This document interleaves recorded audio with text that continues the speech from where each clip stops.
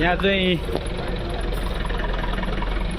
यो विगतमा पनि स्टिफरले यस्तो गरेको ठाउँमा हो।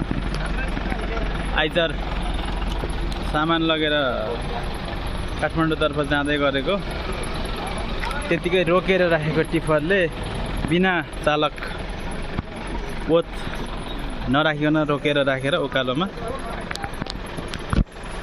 यो चाहिँ ऊ गुरुलाई नै सोध्नु न के भएको ऊ त्यहाँ गुरुलाई।